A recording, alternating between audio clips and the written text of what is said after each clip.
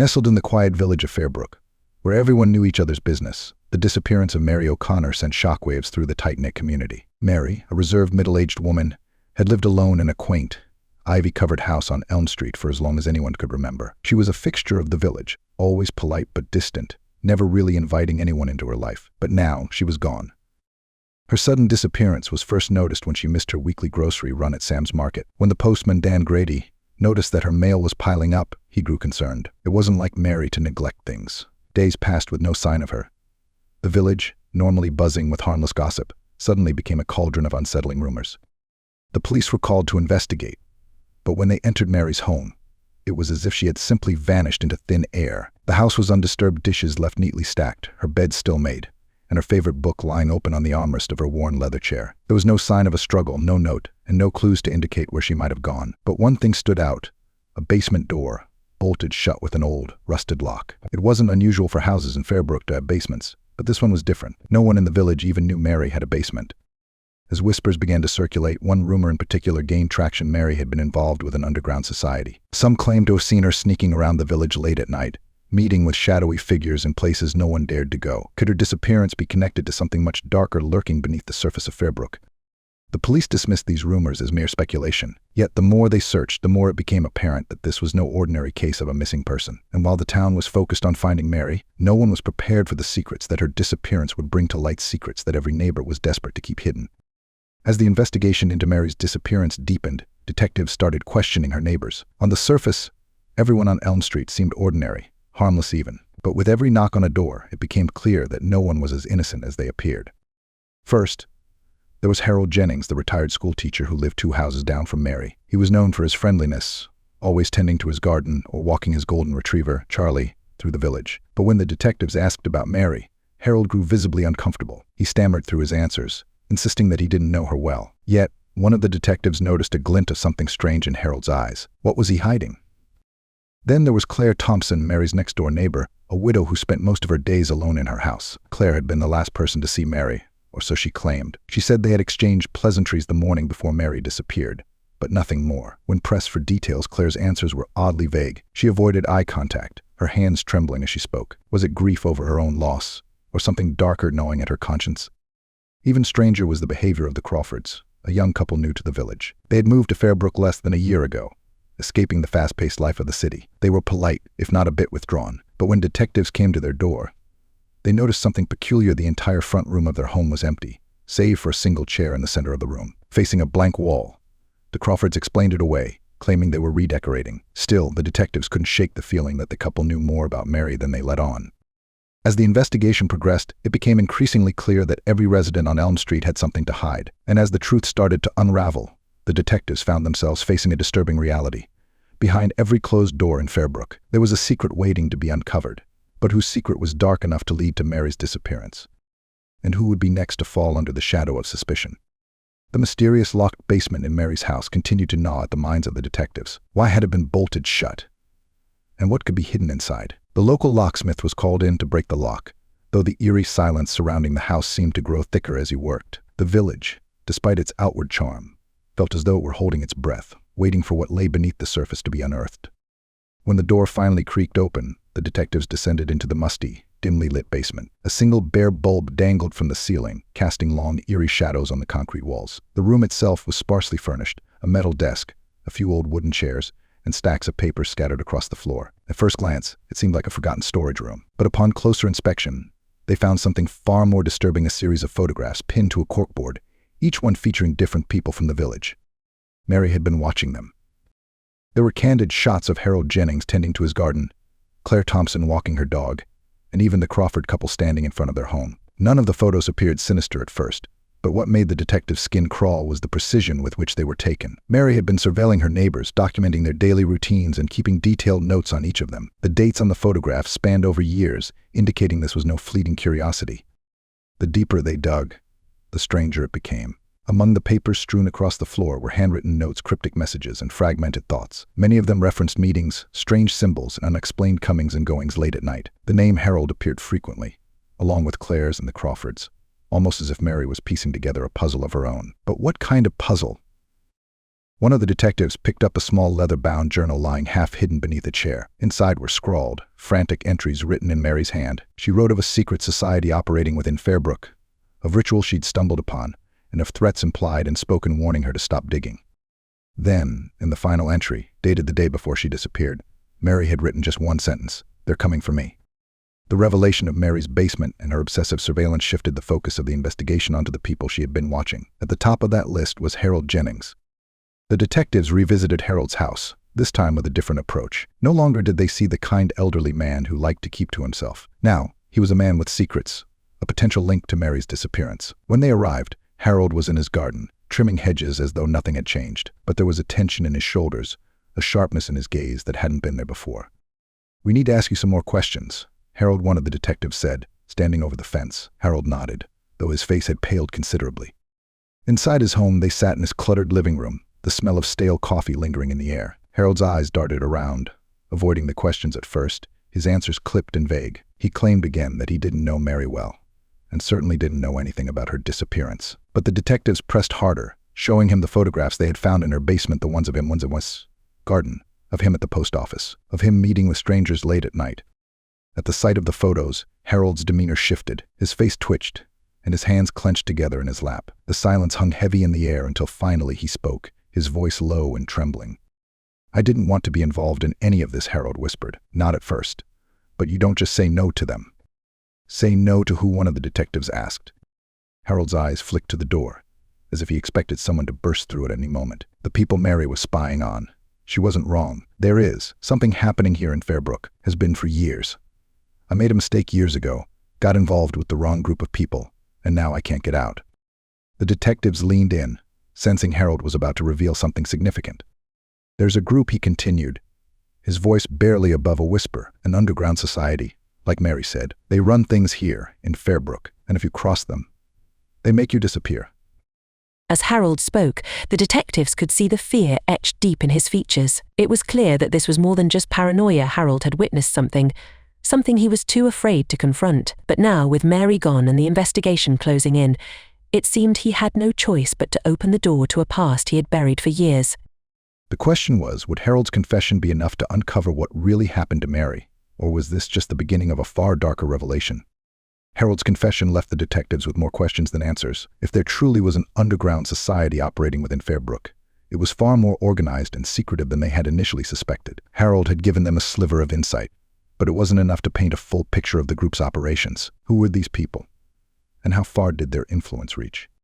The detectives continued their investigation, but now with a renewed sense of urgency. They knew they were treading on dangerous ground. As they sifted through the rest of Mary's notes and photographs, one location stood out: an old, abandoned factory on the outskirts of town. Several of the photos had been taken near the building late at night, capturing shadowy figures entering through a rusted side door. According to Mary's notes, this was the meeting place of the group she had been tracking, a place she had dubbed the Shadow Society. Determined to uncover the truth, the detectives decided to investigate the factory. Under the cover of darkness, they drove out to the dilapidated structure, its hulking silhouette looming against the night sky. The air was thick with the smell of decay, and the wind howled through the broken windows. It had been years since anyone had officially set foot inside, but judging by Mary's evidence, the place was far from abandoned. With flashlights in hand, they cautiously entered the building, their footsteps echoing against the cracked concrete floors. The deeper they went, the more oppressive the atmosphere became. It was as if the very walls were keeping secrets, absorbing the sins committed within them. At the back of the factory, they found the door from Mary's photographs. The lock had been broken recently, the metal still bent and twisted. Inside, they discovered a large windowless room, dimly lit by a few flickering candles. In the center of the room stood a table scattered with papers, books, and strange symbols carved into the wood. It was clear that something had been happening here, something that reeked of secrecy and danger. On the table lay a list of names. Many of them were familiar to the detectives, including Mary O'Connor's. But what chilled them to the bone was that several of the names had been crossed out. And not just Mary's. Claire Thompson's name was on the list, too, with a large red X next to it. After finding Claire Thompson's name on the list, the detectives raced back to her home. The widow had been one of the last people to see Mary alive, and now it appeared she could be next. They knocked on Claire's door, but there was no answer. An ominous feeling settled in their stomachs. They knocked again, louder this time. Still no response. Fearing the worst, they forced the door open. Claire's house was eerily quiet, the only sound coming from a ticking clock in the hallway. They called her name, but there was no reply. As they moved through the house, The detectives found no sign of Claire in the kitchen, living room, or upstairs in the bedrooms. But then, in the back room, they noticed something strange. A trapdoor in the floor, barely visible beneath a woven rug, stood slightly ajar. The detectives pulled it open, revealing a narrow staircase leading down into darkness. The air was musty, filled with the scent of damp earth and mold. They descended carefully, flashlights cutting through the gloom, until they reached the bottom. What they found there was a small underground chamber, lined with shelves that held dozens of old, dusty books. In the center of the room, Claire sat in a wooden chair, her face pale and eyes wide with fear. She had been waiting for them. "I knew you'd come," she said, her voice trembling. "I didn't know who else to turn to." The detectives approached cautiously, unsure of what to expect. "Claire, what's going on? Why is your name on the list?" Tears welled up in Claire's eyes as she looked down at her hands. "I never wanted any part of this," she whispered. "Years ago, after my husband died, I was vulnerable, lost. That's when they approached me. The Shadow Society. They promised protection, a place to belong. At first, it seemed harmless. Just a group of people helping each other out, keeping the village safe." She paused, her voice shaking as she continued. "But then it changed. They started demanding more favors, secrets, loyalty, and if you refused, you disappeared, just like Mary." The detectives exchanged a glance. They had been right, there was something far more sinister at play in Fairbrook. "Mary was investigating them," one of the detectives said. "She thought you were involved." Claire shook her head, tears streaming down her face. "I tried to warn her. I told her to stop looking, to leave it alone. But she didn't listen. She thought she could expose them, and now they've taken her. I don't know where she is, but if my name's on that list, I'll be next." As Claire's confession unraveled, the detectives realized they were running out of time. The Shadow Society had already claimed Mary, and Claire was next in line. The clock was ticking, and if they didn't act quickly, the truth would be buried along with anyone who stood in the society's way. But where was Mary? And just how deep did the society's influence run in this seemingly peaceful village? The detectives knew they were up against something much bigger than they had anticipated, a shadowy force willing to stop at nothing to protect their secrets. The weight of Claire's confession left the detectives on edge. Fairbrook, once thought to be a sleepy village, was now at the center of something much darker and more dangerous than they could have imagined. The Shadow Society had been operating in the shadows for years, and now it seemed they had grown bolder, silencing those who dared to uncover the truth. But the question remained, how far would they go to protect their secrets, and who was truly behind it all? Determined to protect Claire and stop the society before they could claim another victim, the detectives devised a plan. Claire would stay with one of the officers, hidden away from the village, until they could figure out who was pulling the strings. In the meantime, the detectives knew they needed to dig deeper into the society's origins. The old factory had provided clues, but it wasn't enough. There had to be more, something that tied the society to the disappearances. The next day, the detectives met with Sheriff Hale, the highest authority in the area. Sheriff Hale had lived in Fairbrook his whole life, and the detectives hoped he might have some insights into the town's history that could shed light on the Shadow Society. "Well, I've heard the stories," Hale said, leaning back in his chair, the creak of old wood filling the silence. "Fairbrook's always had its fair share of secrets, but this is something different. I don't know much about the society itself, but I do know one thing: they've been around for a long time, longer than anyone cares to admit." Hale's voice dropped as he continued. "There's a man in town, lives up near the woods, Jonas Blackburn. Used to be part of the society. He left years ago, said he couldn't stomach what they were doing anymore. He might know more, but he's not the talking type. You'll need to be careful." Jonas Blackburn. The name was unfamiliar, but it felt like the lead they needed. If Jonas had once been a member of the Shadow Society, he could be their key to uncovering the group's inner workings. The detectives thanked the sheriff and set off for Jonas's isolated cabin, perched on the edge of the village near the thick, looming woods that bordered Fairbrook. As they approached the cabin, the detectives noticed how run-down it was, the wood rotting, the windows fogged over with grime. It didn't seem like the home of a man eager to talk. They knocked on the door, the sound echoing in the stillness of the woods. Moments later, the door creaked open, and a tall, gaunt man appeared, his face weathered and hard. Jonas Blackburn didn't say a word. He just stared at them, waiting. "We need to talk," one of the detectives said. "It's about the society." Jonas's eyes narrowed, and for a moment, it looked as though he might slam the door in their faces. But then he stepped aside, allowing them inside. The cabin was as bleak on the inside as it was on the outside, cluttered with books and old furniture. Jonas sat at a small table, motioning for the detectives to sit across from him. "You don't just show up here unless you're in deep," Jonas muttered, lighting a cigarette. "So, what is it? What do you want to know?" Jonas Blackburn's eyes glistened in the low light of his cabin as he puffed on his cigarette. The detectives wasted no time. They needed answers, and Jonas was their best shot at uncovering the truth about the Shadow Society. "Mary O'Connor disappeared," one of the detectives said, watching Jonas's reaction closely. "We think the society is responsible, and you were a part of it once. You have to know something." Jonas sighed, exhaling smoke, his hands trembling slightly as he put down the cigarette. "I knew it would come to this," he muttered under his breath. "I knew someone would come knocking one day." "What do you mean?" the detective asked, leaning forward. "You knew this would happen." Jonas nodded, his face lined with regret. "The society.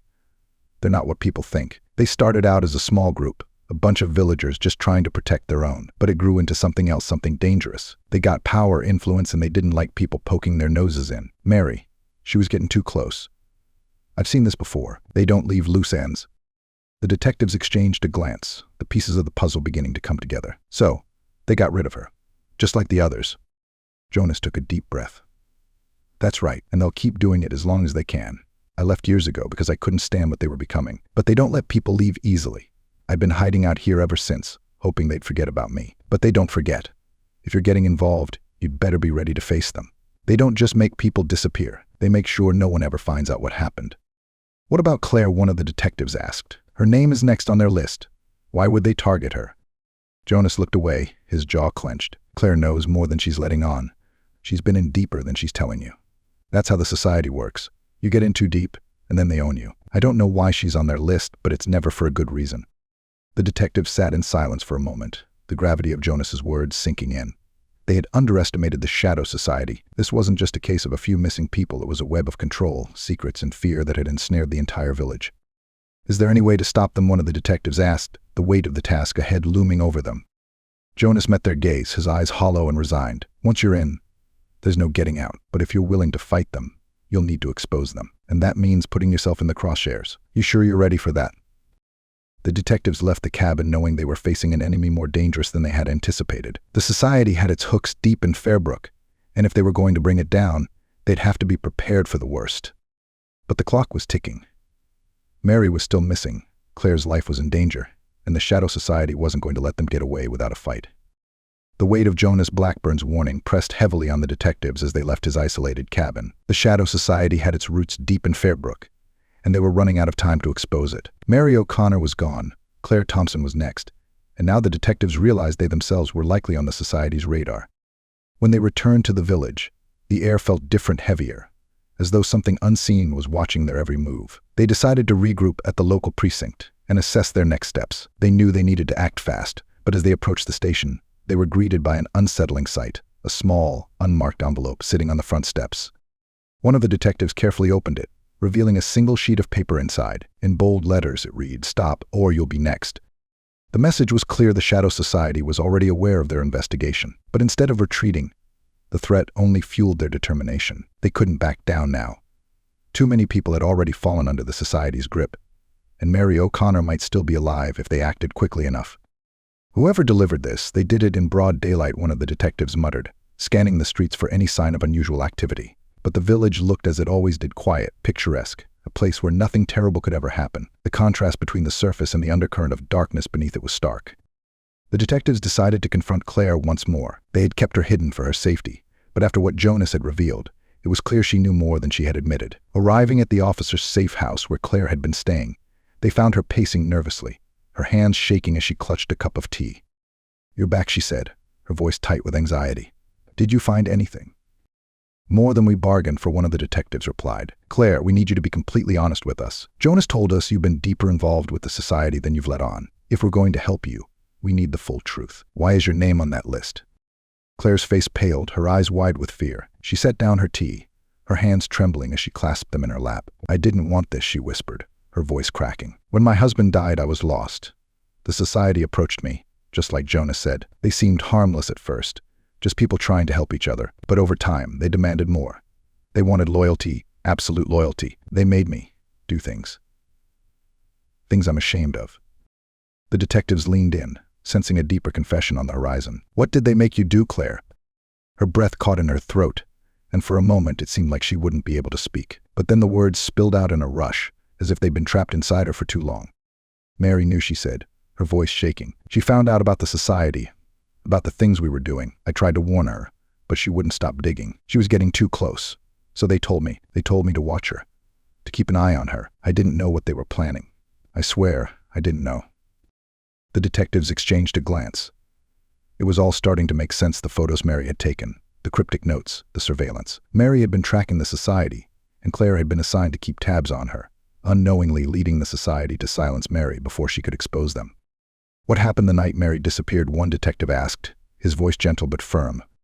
Claire's eyes filled with tears. "I saw her that morning. She told me she was going to the factory that night, that she had proof that would take down the society. I should have stopped her. I should have done something, but instead, I told them." She buried her face in her hands, her sobs filling the room. "I didn't know they were going to make her disappear. I thought they'd just scare her off. I didn't want this." Claire's confession hit the detectives hard. The Shadow Society had been using her, manipulating her fear and grief to keep Mary in their sights. Now, with Claire's admission, the detectives knew they were on the edge of uncovering something huge. But time was running out. The society was already watching their every move, and they couldn't afford to wait any longer.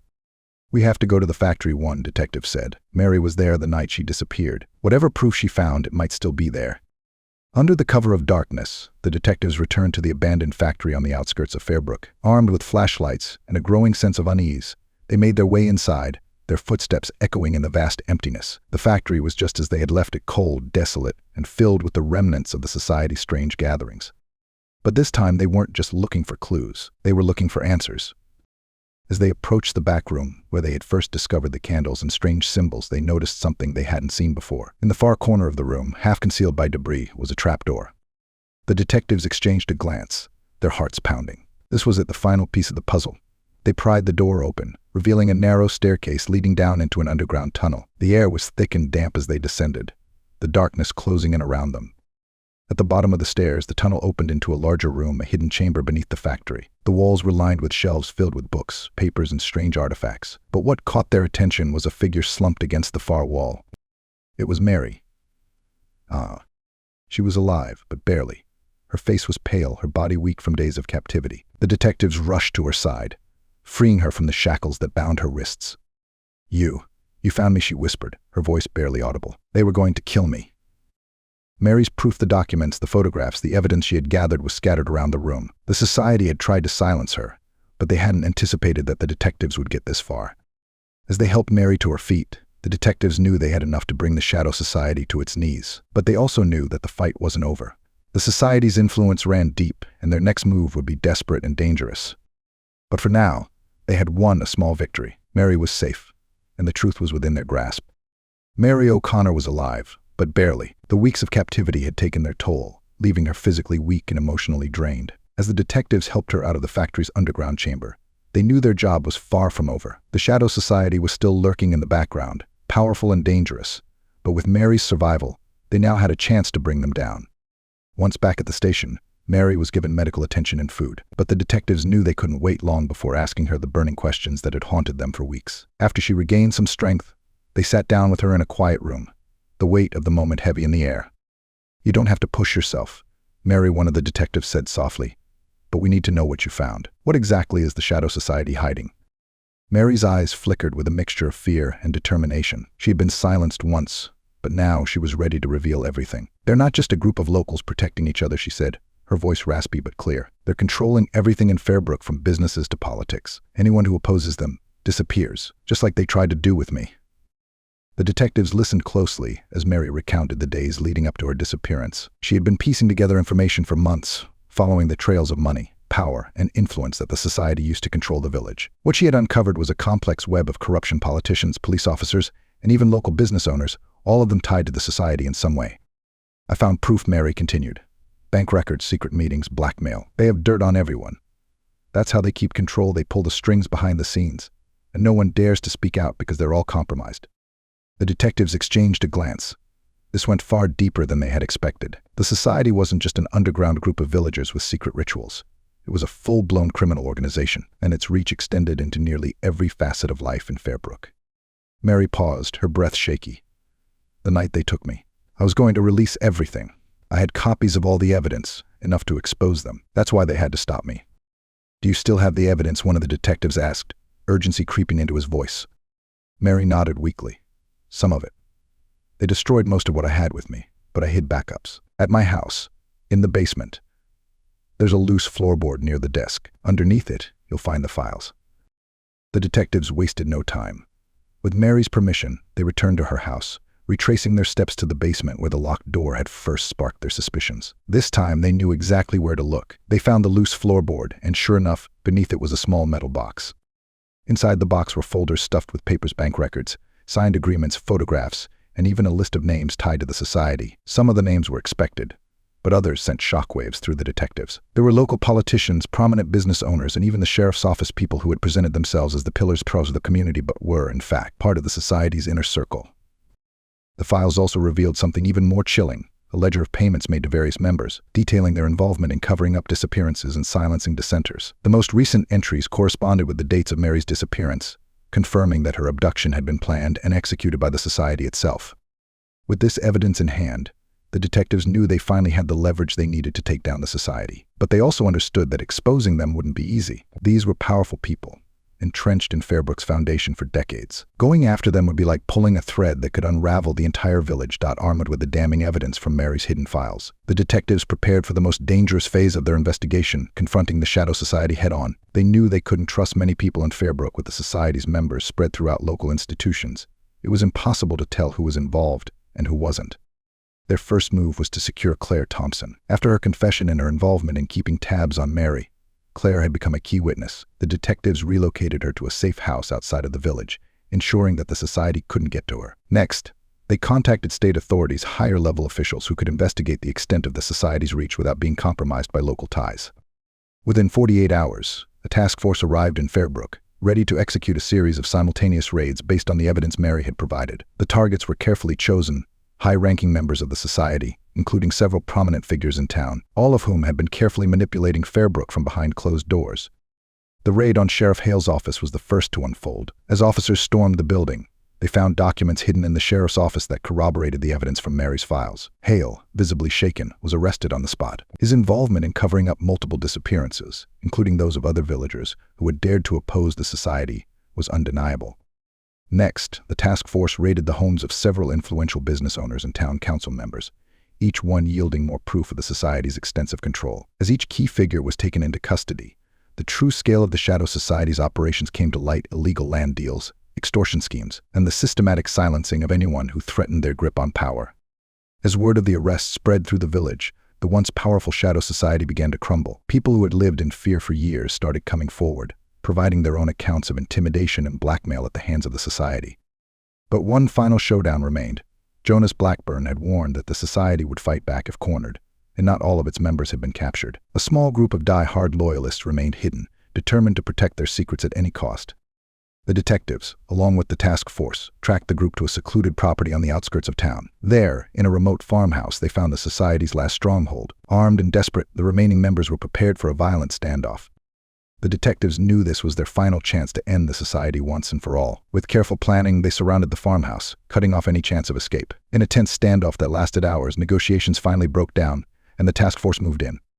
In the end, the society's last offenders were either arrested or neutralized, and the farmhouse was cleared out. Among the items recovered was a final ledger, the ultimate proof of every crime the society had committed over the years. The names of every victim, every payoff, and every betrayal were laid bare. Fairbrook would never be the same. The Shadow Society had cast a long shadow over the village, but now, with its leaders behind bars and its power dismantled, there was finally hope for a new beginning. Mary O'Connor had survived their wrath, and her determination to uncover the truth had set the village free. The secrets behind the doors of Fairbrook had been exposed, and for the first time in years, the village could breathe again. But for those who had suffered under the society's control, the scars would remain a reminder of the darkness that had once hidden in plain sight.